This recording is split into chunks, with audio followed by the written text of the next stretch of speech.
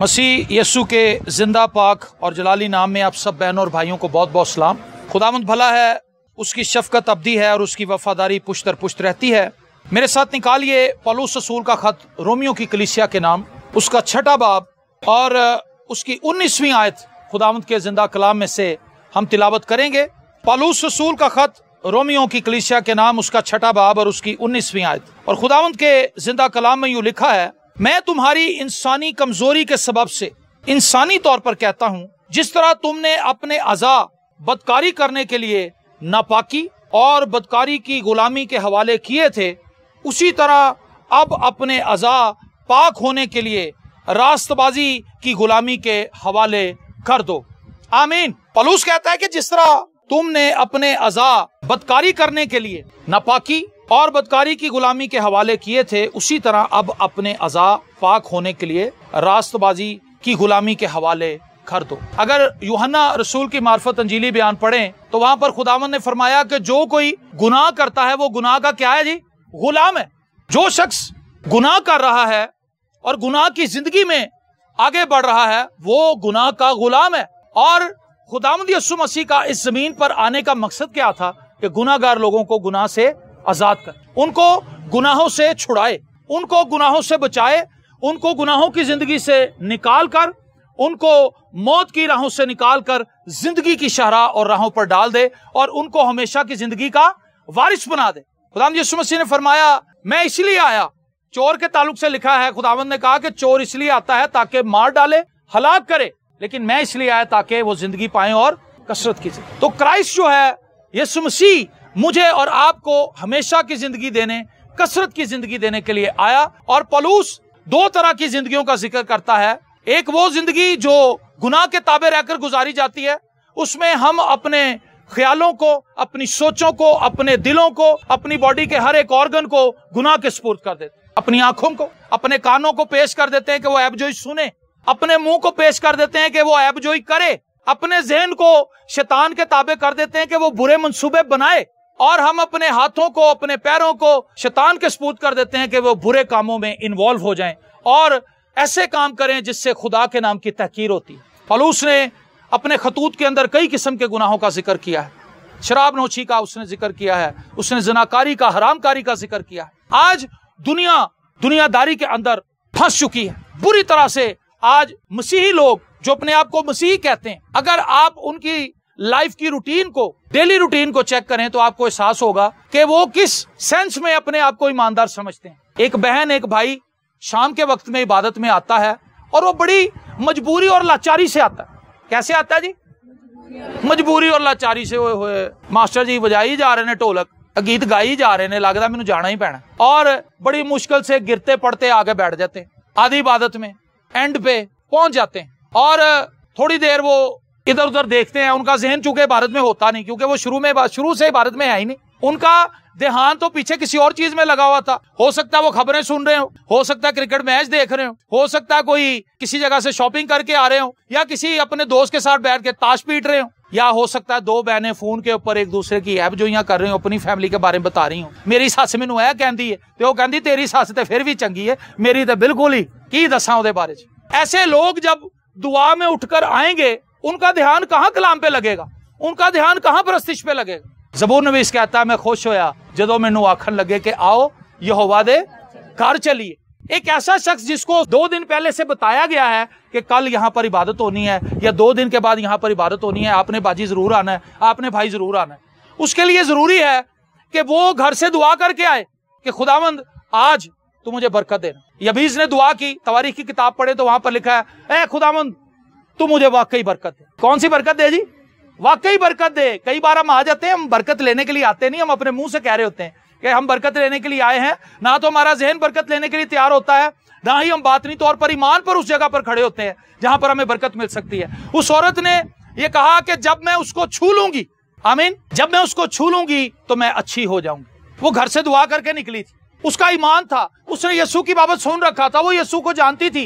गो वो यीशु से मिली नहीं थी, लेकिन यीशु की बाबत उसने सुन बहुत रखा था, और उसी सुनने के सबब से, उन्हीं गवाहियों के सबब से वो क्राइस्ट पर ईमान ले आई थी। इसीलिए वो इतनी भीड़ में खुदावंद यीशु मसीह से मिलने के लिए गई, हालांकि कानूनी तौर पर, शरई तौर पर उसके लिए ऐसी पॉसिबिलिटी नहीं थी कि वो जाके यीशु को छूती, लेकिन उसने ईमान बना लिया था। वो मेंटली तौर पर तैयार थी, वो मौजा लेने के लिए तैयार थी। लेकिन हमारे यहाँ पर मोस्टली आपको इस चीज का अंदाजा है, लोग एक भटके हुए ज़हन के साथ आते हैं, वो दुआ करके नहीं आते। इवन के मियाँ बीवी जब चर्च भी आ रहे होते हैं तो रात एक दूजे ਨੂੰ बुरा भला ही कहते आ रहे होंगे। मोटरसाइकिल ते बुढ़ी कहती अच्छा ठीक है अज दे मैं आ गई हाँ, गां तो मैं नहीं तुहाडे नाल आना। वो कहता नहीं आती तो ना आया, मैं आपे ही कल आ जाऊंगा। तो बरकत कैसे मिलनी उन दोनों को? बंदा आगे पीछे बह गया, बीवी आके आगे बह गई, दोनों एक दूसरे पे गुस्सा हैं और नाराज हैं और दुआ करके इसी तरह से गुस्से में वापस चले गए। तो पौलुस कहता है कि पहले जिस तरह तुमने अपने अज़ा, अपने ख्यालात, अपनी सोचें गुलामी के लिए गुनाह के हवाले कर रखी थी, इब्लीस के हवाले कर रखी थी, अब तुम अपने अज़ा, अपनी सोचें, अपनी जिंदगी, अपने ख्यालात, अपने तसव्वुरात खुदावंद यीशु मसीह के हवाले कर दो। रास्तबाजी के कामों के लिए खुदावंद यीशु मसीह इसलिए जमीन पर नहीं आए थे कि मैं और आप जैसे थे वैसे ही रहें, जैसे थे वैसे ही रहें। शामे अंश का गीत पिछले दिनों में बड़ा मशहूर हुआ था, पहले होया सी हनेरा हुण नूर हो गया, हालेलुया मैं रूह च मबूर हो गया। आमीन। पहले अंधेरा था, जब यीशु नहीं था जिंदगी में तो तारीकी के काम थे, शराब नोशी, ज़नाकारी, गालियां बकना, झगड़े करना, झगड़े करवाना, लोगों के बारे में बुरा सोचना, लोगों की ऐबजोइयां करना और अपनी रास्तबाजी पर फख्र करना। मैंने बहुत से ऐसे लोगों को खिदमत के इन सालों में देखा है, उन्हें यीशु मसीह के खून से ज्यादा अपने हदिये पर, अपनी दया यकी पर और अपनी देगों पर फख्र। उन्हें लगता है कि यीशु का खून हमारे ऊपर ना भी हो, जेड़ी देग मैं पकवाना। एक बंदा कहता मैं देसी घ्यो च पकवाना, वो भी तू देसी घ्यो नूं छड्ड के ओलिव ऑयल च पकवा ला। अगर यीशु का खून तेरे ऊपर नहीं, तेरी देग पर नहीं, तो वो मकबूल नहीं। आमीन। तो उस गीत लिखने वाले ने कहा कि पहले मेरी लाइफ में अंधेरा था जब यीशु नहीं था। एक गीत और बड़ा पुराना है, हिस्टोरिकल गीत है, जब से प्यारा यीशु आया मेरा जीवन बदल गया, जब से मैंने उसे है पाया मेरा जीवन बदल गया। एक ऐसे खूबसूरत गीत है, ये उन लोगों के लिए लिखे गए हैं, या वो लोग इसको खुशी से गाते हैं जिनको वाकई निजात का तजर्बा है, जिनकी जिंदगी में यीशु आ चुका है, और वो ये कहते हैं कि अब मैं जिंदा ना रहा बल्कि मसीह मुझ में जिंदा है। पौलुस एक वक्त में एक ऐसा शख्स था जिसे अपने इल्म पर बड़ा फख्र, बहुत फख्र करता था अपने इल्म पर, क्योंकि उसने गमलीएल से तालीम पाई थी और उसके ज़हन में यह ख्याल था, तसव्वुर था कि मैं एक आलम हूं। गमलीएल जो था वो रुबान था, रबियों का भी उस्ताद था, तो उसने उस्तादों के उस्ताद से तालीम पाई थी। उसके अंदर एक फख्र था कि मेरे पास बड़ा इल्म है, और उसने मसीहियों को एक बिदती फिरका करार दिया और उनको मारने के लिए, उनको गिरफ्तार करने के लिए, उनको हलाक करने के लिए, उन पर झूठे मुकदमे बनाने के लिए वो निकल खड़ा हुआ। और उसने बादशाह से एक रुका ले लिया और उसने कहा कि सर मुझे ये लिख कर दें ताकि मैं ऑथराइज हो जाऊं कानूनी तौर पर कि मैं इन लोगों को पकड़वा सकूं, ये बिदती फिरका है, मैं इनको जीने नहीं दूंगा। लेकिन हुआ क्या, जिन लोगों को पकड़वाने के लिए गया था अभी रास्ते में ही था कि खुदावंद यीशु मसीह उस पर जाहिर हुए, और खुदावंद यीशु मसीह ने उससे कहा कि ऐ साउल तू मुझे क्यों सताता है, तू मुझे क्यों सताता है। तुम यीशु को वो कैसे सता रहा था, वो खुदावंद के लोगों को तंग करता था। याद रखें, अगर आप मसीह में हैं तो आप खुदा के लिए काबिल कदर हैं। अगर यीशु का खून आप पर है तो आप खुदा बाप के लिए काबिल कदर है, क्योंकि उसके बेटे का खून आप पर है। इसके लिए खुशी मनाएं, इसके लिए शुक्रगुजारी करें कि मैं यीशु के खून से धुली हुई, मैं यीशु के खून से धुला हुआ हूं। और जब आप ये कह रहे हैं कि मैं यीशु के खून से धुली हूं या धुला हुआ हूं, तो फिर अगला सवाल अपने आप से ये करना है कि जब यीशु के खून से मैं धुल गया तो फिर मेरी जिंदगी में तारीकी के काम क्यों हैं? मेरी जिंदगी में मैं नफरत क्यों करती हूँ, मैं हसद क्यों करती हूँ, मैं दूसरे के अच्छे कपड़े देख कितों ले आई है ना। बहनों को मैंने देखा ऐसे चल जाती, कहती मैं लेना सी, कल ही मैं मार्केट च छड़ के आई हाँ, ले आई इन्हें सवाल है। ये जलन है, ये हसद है, एक दूसरे को देखना, जलना, कुड़ना, दूसरों के बारे में ऐसे बेवकूफ बातें करना जिनका हकीकत से कोई ताल्लुक नहीं। ये हमें खुदा की हुजूरी से दूर लेकर जाता है। इस किस्म के तसव्वुरात, इस किस्म के ख्यालात हमें खुदा की हुजूरी से दूर ले जाते हैं। मेरे अजीजों, अगर आप मसीह में हैं तो अपनी आंखों से सवाल कीजिए, अपनी आंखों को सुधाइए, अपनी आंखों को टेम कीजिए कि वो खुदा का जलाल देख सकें। ज़बूर नवीस कहता है मैंने खुदावंद से एक दरखास्त की और मैं इसी का तालिब रहूंगा। कितनी दरखास्तें की जी उसने? एक।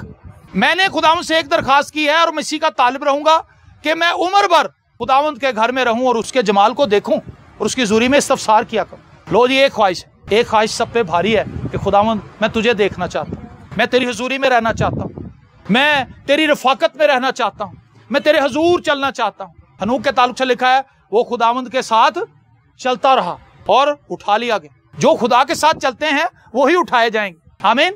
उनके लिए ही आगे का जो सारा अहवाल मुकाशवा किताब में या खतूत के अंदर या खुदावंद यीशु मसीह की तालीम में मिलता है कि वो आसमान की बादशाही में दाखिल होंगे। कौन? जो खुदावंद के साथ चलते हैं, या वो लोग जो रियाकारी के साथ जिंदगी बसर कर रहे हैं। खुदावंद ने कहा कि तंग दरवाजे से दाखिल हो, तंग रास्ते पर चलो। जो कुशादा रास्ता है, जो कुशादा दरवाजा है, वो हलाकत की तरफ जाता है। कुशादा रास्ता क्या है? कुशादा दरवाजा क्या है? रियाकारी की जिंदगी। दुआ भी कर ली, जैसे दुआ खत्म हुई भज के गए जाके ड्रामा ला ले, कहता है ए ड्रामा मैं मिस नहीं कर दी, मैं दी हर एपिसोड देखनी है और रिपीट भी देख लेनी है। कई रिपीट भी देख लेते हैं कपड़ों को वॉच करने के लिए कि ये वाला डिजाइन मेरे से मिस ना हो जाए, मैं दोबारा देख ला जाके दर्जी जाके दस सका कि इंज दा ही सूट भाजी मैनू बना के देना। इधर क्या की? दुआ की, और घर जाके क्या किया? दुआ के बिल्कुल ऑपोजिट एक्ट किया। क्या इससे बरकत ठहर सकेगी हमारी लाइफ में? आज बहुत से लोगों को मैंने देखा कि वो दुआ करते हैं, कहते खुदावंद मुझ पर तेरी हजूरी आए और तेरा मसा मेरी जिंदगी पर बना रहे, लेकिन वो थोड़ी देर का ही एहसास होता है, 15-20 मिनट के बाद बिल्कुल फुस हो चुके थे। रीजन क्या है? कि उनमें पंक्चर बड़े हैं, बहुत ज्यादा पंक्चर है, दुनियादारी के पंक्चर। एक ऐसी बाल्टी जिसके पैंदे के अंदर सुराख है, आप उसके अंदर पानी जितनी देर तक वो टूटी खुली रहेगी वो पानी उसके अंदर रहेगा, जैसे आप टूटी बंद करेंगे सारा पानी लीक हो जाएगा, क्योंकि उसके पैंदे के अंदर सुराख है। इसी तरह एक ईमानदार जो एक ही वक्त में ईमानदार होने का दावेदार भी है और साथ ही दुनियावी भी है, ये वो शख्स है जो कुशादा रास्ते पर चलता है। पादी साहब आ गए तो दुआ कर ली, जाके उनके लिए भाग के गया और कोल्ड ड्रिंक ले आया, भज के गया जाके कोक ले आया। हम लोगों के घरों में विजिट मास्टर जी करने जाते हैं, मोस्टली मैंने भाइयों को देखा है कोक फड़ा के निकल जाते हैं बाहर, उन्होंने दिया बीवियां, उन्होंने बच्चे, उन्होंने दिया भैणा, उन्होंने अजीज दुआ करते रहते हैं, आप गायब हो जाते हैं, क्योंकि वो ये समझते हैं कि मैंने जो कोक पास्टर को पिला दी है ऐसे नाल मैं अपना अजर पा लिया, पा दी तो बेचारे का गला खराब हो जाना। हम किन चक्रों में पड़े हुए? कुशादा रास्ते पर चलने वाले आपको बेशुमार मिले। पास्टर साहब आ गए, दुआ कर ली, दोस्त आ गए तो उनके साथ बोतल खोल, ईमानदारों की रिफाकत में बैठे तो गवाइयां सुट दी, वाह जी वाह मैं उत्थे गया, उत्थे मैं इंज देखा, मैं इंज दुआ की, मेरे नाल खुदा ने इंज गल की। और दोस्त आ गए, उनके साथ गंदी गुफ्तगू शुरू कर दी, गालियां निकालनी शुरू कर दी। ये क्या है? ये वक्त का ज़िया है, बेवकूफी है, और कुशादा रास्ते पर चलना यही है।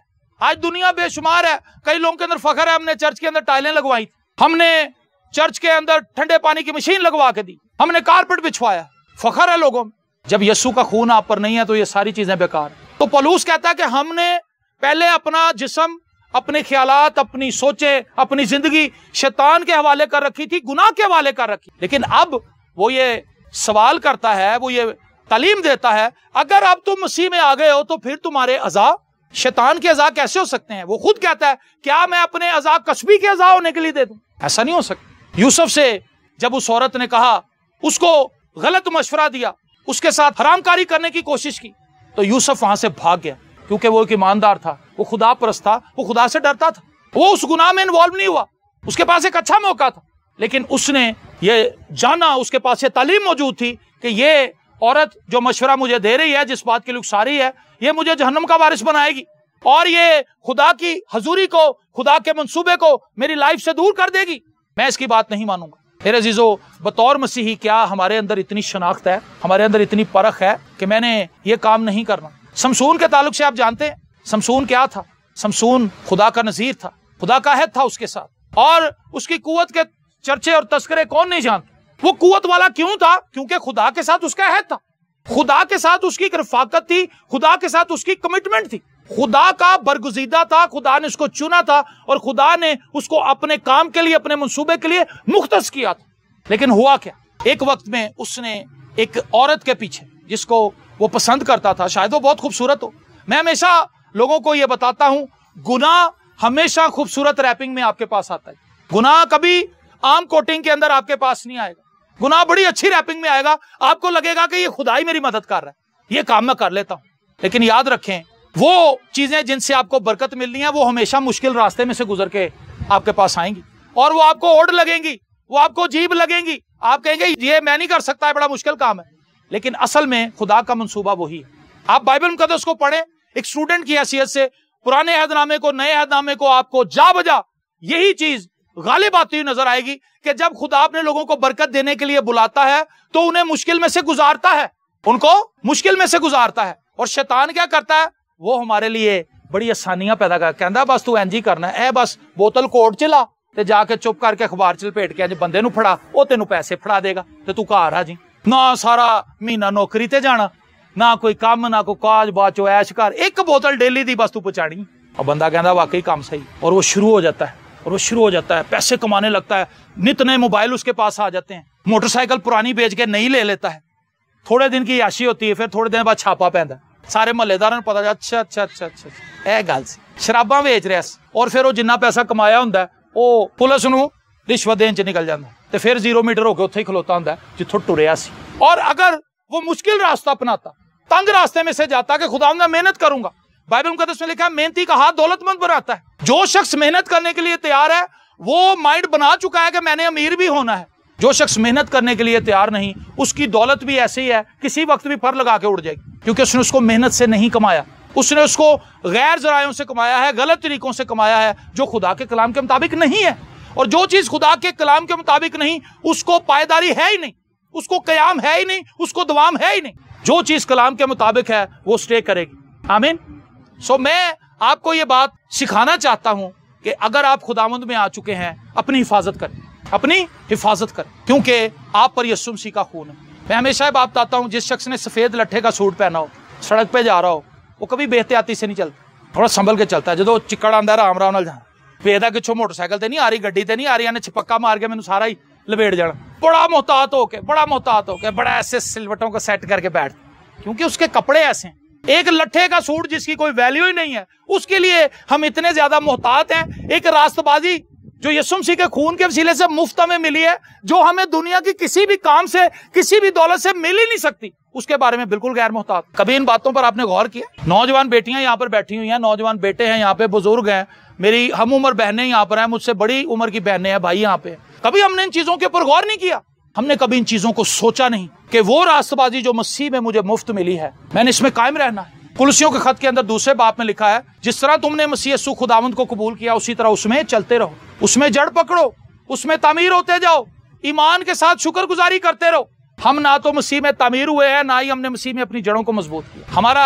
रिश्ता मसीह के साथ सतही है, ऊपर ऊपर से नारे बड़े बड़े ऊंचे मारते हैं, हालेलुया, माइक दे दो तो भाई स्पीकर ला के रख देते, लेकिन अंदर से वो बंदा फोका है। आप करते हैं तही मगर सना अपनी, जर्फ जो खाली है सदा देता है। खाली डोल दे स्टील दे डोल नूं मारो, टन करके आवाज आती, ਉਹਦੇ ਤੁਸੀਂ पानी भर दो, आवाज ही नहीं निकलती, क्योंकि वो भर जाता है, वो भरा हुआ होता है। जो खाली बर्तन है, जिसके अंदर कुछ भी नहीं है, वो टन टन करता फिरता है, वो झंझनाती झांझ की तरह है। लेकिन जिसके अंदर मसीह की मोहब्बत आ गई है, जिसके अंदर मसीह का फहम आ चुका है, जिसके अंदर मसीह की मोहब्बत बढ़ चुकी है, जिसके अंदर खुदा का जलाल आ चुका है, जिस पर खुदा की हुजूरी ठहरी हुई है, वो शख्स हिकमत वाला है, वो शख्स बरकत वाला है, और उस शख्स की जिंदगी से दूसरे लोग सीखते हैं। तो मैं आपसे गुजारिश करना चाहता हूं कि अपनी जिंदगी पर गौर कीजिए। पौलुस ये कहता है, जिस तरह तुमने अपने अज़ा बदकारी करने के लिए नापाकी और बदकारी की गुलामी के हवाले किए थे। जब हम चुगलियां करते हैं, शराबें पीते हैं, लड़ाइयां करते हैं, उससे हासिल क्या होता है? कोई फायदा बताए मुझे।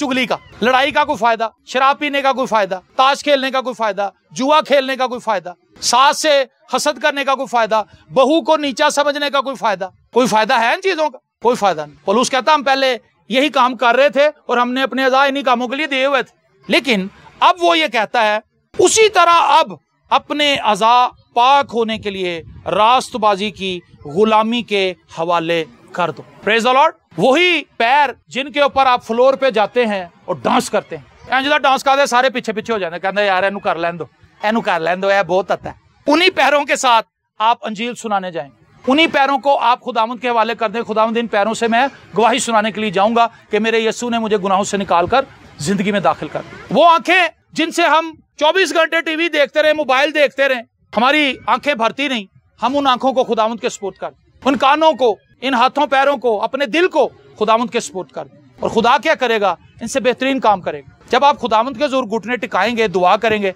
उससे कोई नुकसान होगा आपको? ऐसा कोई नुकसान दसो मैंने, दुआ करने का कोई नुकसान नहीं। खुदा की हजूरी में अगर आप कुछ डालते हैं, इसका कोई नुकसान नहीं। जो पैसा हम नशाबाजी में सर्व कर रहे हैं उसका नुकसान है, लेकिन जो चीजें खुदावंद ने हमें दी हैं, हम उनको खुदावंद के जलाल ही के लिए इस्तेमाल करते हैं, तो उससे फायदा है। एक वक्त में मेरे ये अज़ा जो हैं, ये शैतान के अज़ा थे। मैं गाता था, महफिलों में जाके अपनी परफॉर्मेंस देता था, मुझे लोग कहते थे फलाने का गाना सुनाओ, फलाने का गाना सुनाओ, मैं सुनाता था, लोग मुझे पैसे देते थे। बुरी सोसाइटी थी, बुरी महफिलें थी, लेकिन मेरी इतनी शोहरत नहीं थी, मेरी इतनी इज्जत नहीं थी। लेकिन जब यही दिल, यही बॉडी, यही अज़ा मैंने खुदावंद के सपोर्ट किए, तो इस वक्त 97 मुल्कों में लोग मेरा कलाम सुन रहे हैं। कितने मुल्कों में जी?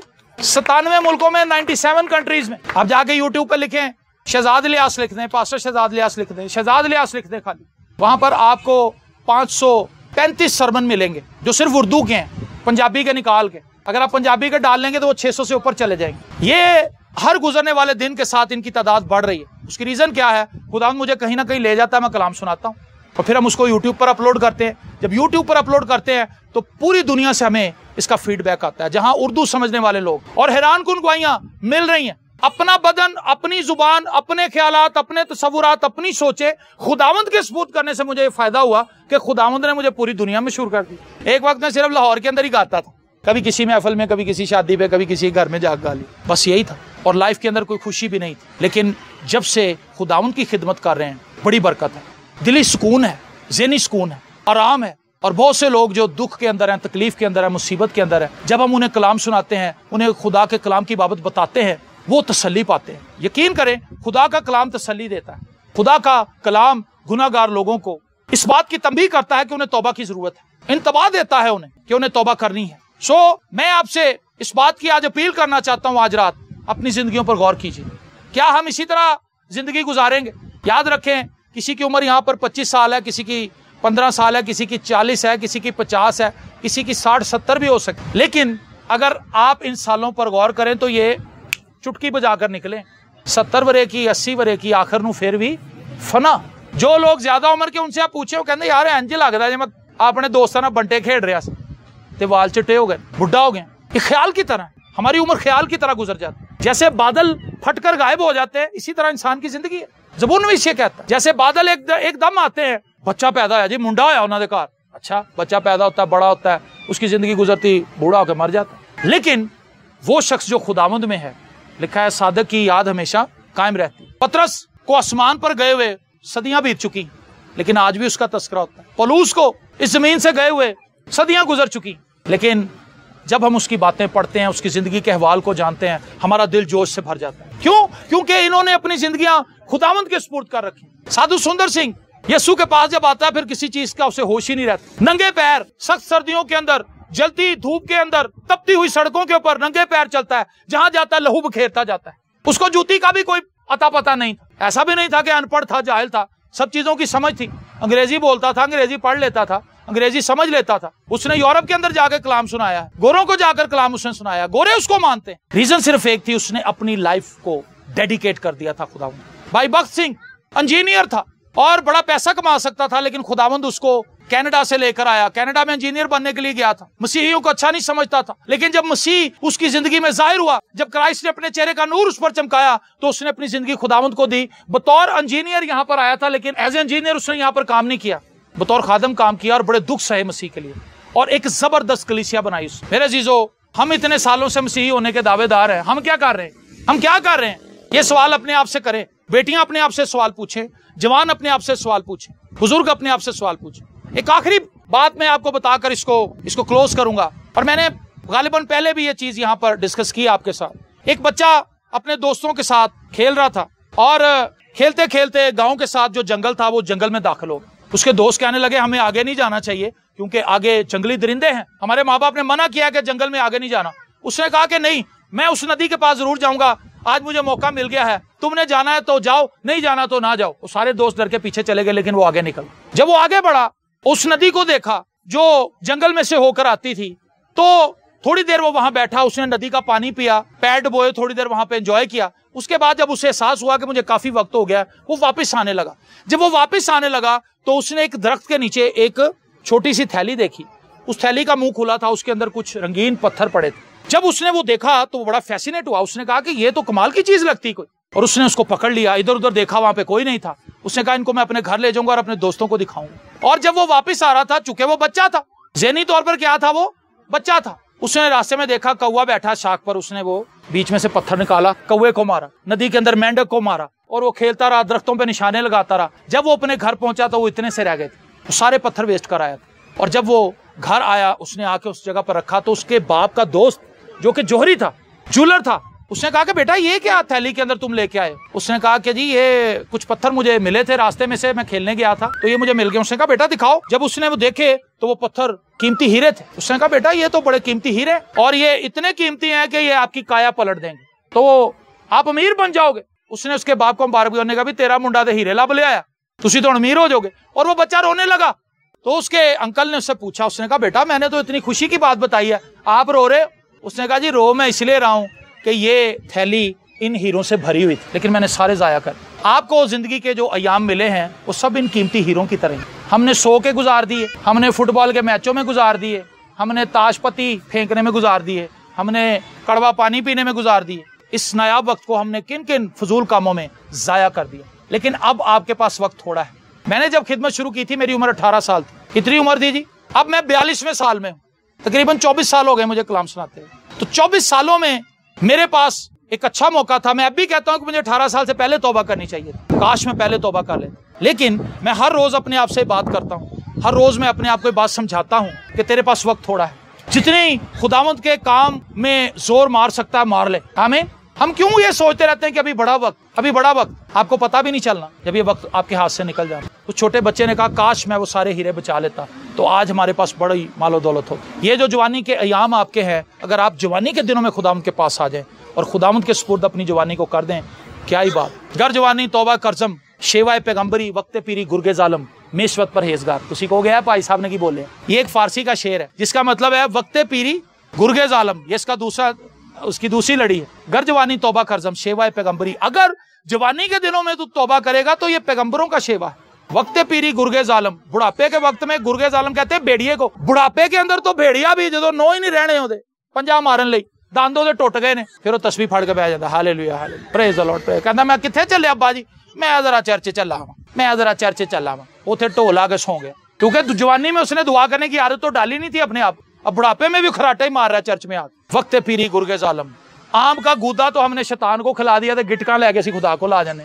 इसलिए मैं आपको अलर्ट करना चाहता हूँ नौजवानों, नौजवान बेटियों को, नौजवान बेटों को, होश में आइए, अपनी जिंदगी पर गौर कीजिए। क्या हमारे अज़ा शैतान के जलाल के लिए इस्तेमाल हो रहे हैं या हमने अपनी सोचों को, अपने ख्यालों को, अपने दिलों को, अपनी जिंदगियों को खुदावंद के सुपुर्द कर रखा है? अपनी आंखों को बंद कीजिए, अपनी आंखों को बंद। हालेलुया। कुछ देर के लिए सोचिए आप कहां पर खड़े हैं। आपकी जिंदगी को आपसे बेहतर कोई नहीं जानता। आपकी जिंदगी को खुदा जानता है, आप जानते हैं। अपने माँ बाप को, अपने बहन भाइयों को, अपने दोस्तों को, रिश्तेदारों को, अजीजों को, मोहल्लेदारों को हम धोखा दे सकते हैं। हम उनकी नजर में रास्तबाज बन सकते हैं, हम उनकी नजर में अच्छे काम कर सकते हैं, लेकिन खुदा हमारे बातन को जानता है। उससे कैसे झूठ बोलेंगे, उसको कैसे धोखा देंगे, उसके सामने कैसे अपनी रास्तबाजी लेकर जाएंगे। खुदा को एक ही चीज खुश कर सकती है, वो उसके अपने बेटे यीशु मसीह का खून है। अगर आप पर उसके बेटे का खून है तो आप खुदा को खुश करेंगे। लिखा है बगैर ईमान के उसको पसंद आना नामुमकिन है। और ये ईमान उसके बेटे यीशु मसीह पर रखना है कि वो मेरे लिए मुआ, वो मेरे लिए आया, उसने मेरे लिए खून बहाया, वो मेरे लिए कब्र में गया, वो मेरे लिए तीसरे दिन मुर्दों में से जी उठा। इस बात पर ईमान रखिए तो आप निजात पाएंगे। आज शाम अगर कोई बहन या भाई यहाँ पर ऐसा है जिसकी जिंदगी अभी तक खुदावंद से दूर है, तो आज उसके लिए मौका है। आज वो अपना आप खुदावंद को दे सकता है। आज वो अपनी सोचों को खुदावंद के सुपुर्द कर सकता है, अपनी जिंदगी को खुदावंद के ताबे कर सकता है और एक नया इंसान बनके, एक नई इंसान बनकर यहाँ से वो जा सकती है, जा सकता है। आज आपके पास मौका है, इस मौके को जाया मत कीजिए। खुदावंद तू मुझसे बोला है, मैंने तेरे कलाम को सुना है, मैंने तेरे कलाम को कबूल किया है, मुझे अपने लहू से धो दे, मुझे पाक कर दे, मुझे साफ कर दे, मुझे नया बना दे, ताकि मैं आइंदा को शैतान के लिए नहीं बल्कि जमीन पर तेरे जलाल के लिए जिंदा रहूं। दिल की गहराइयों से खुदावंद इन सब अजीजों पर तेरी बरकत चाहता, यीशु के जिंदा, कादिर, अब्दी और जलाली नाम के वसीले से, आमीन।